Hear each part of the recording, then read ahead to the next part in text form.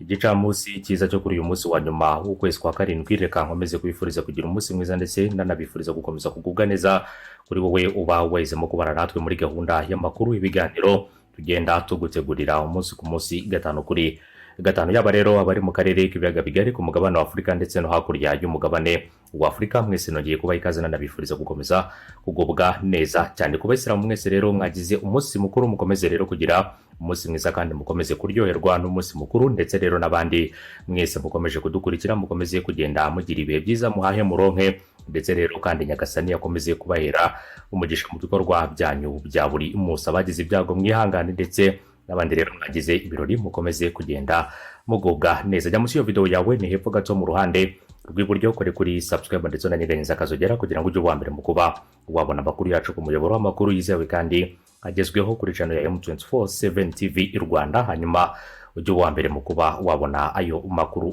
yacu. N'amakuru mashya, breaking news mu kanya gashize rero tukaba tuvuye ku rwego rw'igihugu rw'ubugenzacyaha, tumaze kwerekwa abakobwa bakurikiranweho rero gushyira ku mbuga nkoranyambaga amashusho y'urukozasoni, nk'uko rero ribu imaze kubatwereka mu minota mike ishize. bavuga bati rero reka tubamurikire itangaza amakuru, ndetse rero namwe mubashe kugenda mugeza byinshi bitandukanye ku birebana n'aba bakobwa ku banyarwanda, dore ko rero muri iyi minsi abakobwa ba hano mu gihugu cy'u Rwanda ndetse n'abakobwa bagiye batandukanye bakomeje kugenda rero bagaragaza ingeso cyangwa se imico itari myiza, cyane cyane rero bagenda biyerekana ku mbuga nkoranyambaga mu buryo bugiye butandukanye. Urwego rw'igihugu rw'ubugenzacyaha ribu rukaba rwerekanye abakobwa bane bari mu kigero kiri hagati y'imyaka 18 na 27 y'amavuko bakekwaho icyaha cyo gutangaza amashusho yerekana, ndetse rero akaba ari amashusho yerekanye n'imikoreshereze y'ibitsina ndetse rero n'urukozasoni binyuze kuri internet. Umwe rero muri aba bakobwa yabwiye itangazamakuru ko rero basuye umuhungu afite amafaranga utageze rero utangazwa amazina, ariko rero ribu ikaba yatangaje ko uwo muhungu nawe imufite. Hanyuma rero uyu mukobwa yavuze ko ngo uwo muhungu basuye rero yabasohokanye ahitwa Pilipili, akabagurira ibintu bitandukanye, hanyuma akababwira ko rero bagomba gukorera amashusho imbona, cyangwa se akababwira ko bagomba gukora amashusho imbona nkubone live kuri konti ye ya Instagram. Ngo rero yababwiye ko icyo akeneye ari ubwinshi bw'abareba ibyo yerekana kuri urwo rubuga, ko rero bagiye gutambutsaho amashusho imbona nkubone berekana ubwambure bwabo. Yagize ati rero yaratubwiye ngo icyambere ashaka nabareba rero ibyo yerekana views, turakora rero video twerekane rero ubusa bwacu tubimwemerere, ndetse rero nitumara kubimwemerera twaramubwiye tuti rero nitugera rero mu rugo ufungure konti yawe tujyeho rero imbona nkubone. Yagize ati rero tugeze mu rugo yari yaguze inzoga zitandukanye zuzuye aho ngaho, turabanza turanywa, tumaze gusinda kweri twasinze cyane, afungura konti ye nibwo twatangiye gukora live twambaye ubusa. Uyu mwana w'umukobwa yavuze ko rero babikoze batazi ingaruka bizagira, kandi rero bari basinze, yemwe ngo nta nubwo bari bazi ko rero bihanwa n'amategeko. Ikibabaje kandi nuko rero nta kiguzi cyo gukora ibyo bari bavuganye n'uwo muhungu, ahubwo ngo bamufashaga kuko yari yabibasabye. Yagize ati rero uyu mwana w'umukobwa yagize ati twebwe nta nyungu twari dufite kuko twabikoze turi gufasha mugenzi wacu, kuko rero yari yabidusabye ngo tumukore live kuri konti ye.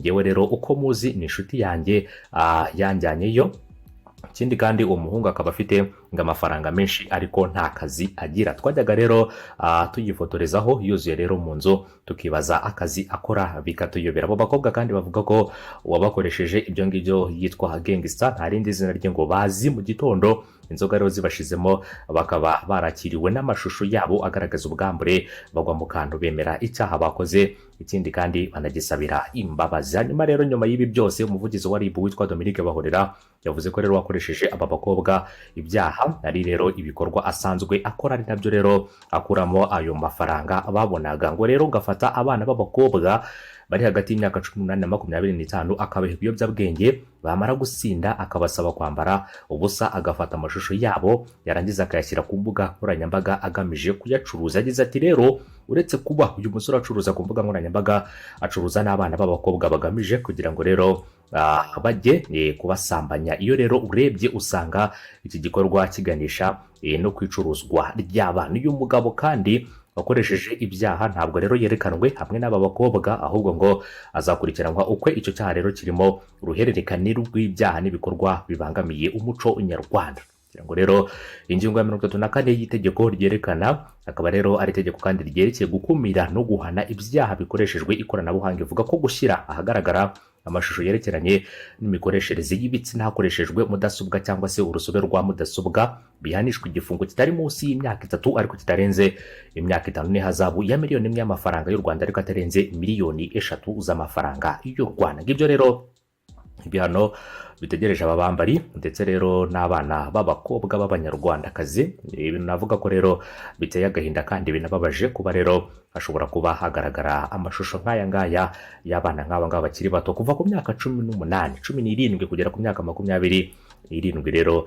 urumva ko ari imyaka ikiri mito cyane cyane rwose, ni imyaka bashiki bacu, ni imyaka rero y'abana bakiri mu mashuri yisumbuye. Ni abana rero ubona ko bakiri bato ariko kuba bakoreshwa ibikorwa nk'ibi ngibi, umuntu rero akaba yabakoresha ikintu nk'iki ngiki, urumva ko ari ibintu bibabaje cyane kandi twizera neza ko rero inzego z'umutekano ziraza gukurikirana uyu musore kandi zikaza kumufatira ibihano bikomeye. Gusa rero abo bakobwa nabo urumva ko bategerejwe n'ibihano bikomeye, igifunguro kitari munsi y'imyaka 3 ariko kitarenze imyaka 5 ndetse n'ihazabu ya miliyoni 1 y'amafaranga y'u Rwanda mu gihe baba bahamwe n'iki cyaha. Gusa rero nta nicyo navuga ko gishobora kuba kitabahamba kubera ko niba amashusho yabo yarageze ku mbuga nkoranyambaga bakaba rero barabikoze, ariko nubwo bavuga ko babikoze basinze bahawe icyo kunywa, uyu musore yabasindishije. Rero ntabwo bikwiye ko abana nk'aba ngaba biyandarika ku buryo nk'ubu ngubu cyane. Ngira ngo rero muri iyi minsi hakomeje kugenda hagaragara ibikorwa byinshi bitandukanye bikorerwa ku mbuga nkoranyambaga. Ngira ngo mu minsi ishize nabwo higeze kugaragara amashusho y'umuhanzi Cyane agenda rero agaragaza ubwambure bwe. Ngira ngo ni ibintu rero byatunguye abatari bake mu bakoresha imbuga nkoranyambaga ndetse banasabira uyu muhanzi ko byaba byiza rero afatiwe ibihano kubera ko ibintu yakoze ni ibintu biyobya urubyiruko kandi ni ibintu bitari byiza habe na gato. Abana b'iyi minsi rero navuga ko ku mbuga nkoranyambaga bafite ikintu nakwita ko ari icyo nakwita nk'ingeso rero zitari nziza cyane cyane rero ku bazikoresha. Bamwe na bamwe bazikoresha muri ibyo bikorwa byose navuga ko bitari byiza, bigamije rero kuba byabasebya yaba muri rubanda, ugahisha rero icyo navuga ikimwaro umuryango wawe, ababyeyi bawe, nawe ubwawe, ndetse ukihesha ikimwaro kandi ejo n'ejo bundi uba uzavamo umugore mwiza, ejo n'ejo bundi rero uba uzavamo umunyarwandakazi mutima w'urugo nk'uko bajya bakunda kubivuga. Ni byiza rero ko ufata ingamba hakiri kare ugatangira kwitekerezaho, ukareba ibyo ukora ku myaka yawe, ukareba naho ugana rero, ukareba niba hari vision bifite cyangwa se niba hari icyo byazakumarira mu buzima bwawe. Mu gihe rero waba urimo uragenda uta umwanya wawe ukora ibintu nk'ibi ngibi kandi bitari byiza habe na gato, rero urimo urangiza igihe kandi rero urimo urakora ibintu navuga ko rero bibangamiye umuco nyarwanda, ndetse si umuco nyarwanda gusa, uranabangamira sosiyete y'abandi. Rero bakubona kubera ko bakubona nk'umuntu utari seriye kandi bakubonamo nk'umuntu ukora ibintu navuga ko bitari byiza habe na gato. Ngira ngo rero reka twizere neza ko rero urwego rw'igihugu rurakomeza kugenda rukurikirana byinshi bigiye bitandukanye ku birebana n'aba bakobwa, ndetse rero uyu musore wabashuye muri ibyo bikorwa akaza gukurikiranwa, dore ko ari igikorwa navuga ko kitari cyiza habe na gato kandi ari igikorwa giteye isoni n'ikimwaro kuri buri wese waba waracishoyemo ndetse n'uwagikoze ari we rero uyu musore ukora ibikorwa nk'ibi ngibi n'ubusanzwe nk'uko ribu yamaze kugenda ibi igaragaza. Umunsi mwiza rero ku bayisilamu mwese, umunsi mwiza ku bantu mwese mudukurikiye, umunsi mwiza rero ku banyarwanda aho baherereye hose, umunsi mwiza kuri buri wese ukomeje kugenda abana natwe, ariko by'umwihariko abari hanze y'igihugu cy'u Rwanda ukomeze rero kugenda mugira umunsi mwiza kandi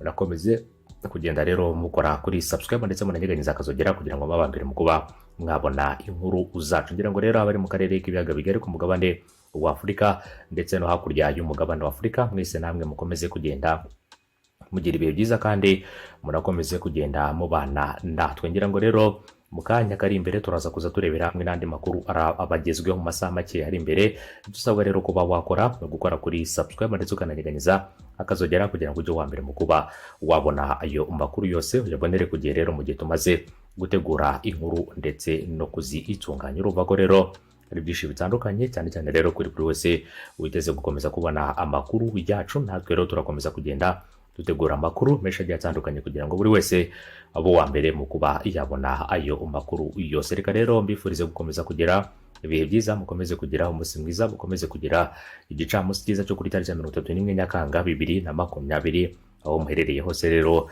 nizere neza ko mukomeje kugubwa neza, muhaye muronke.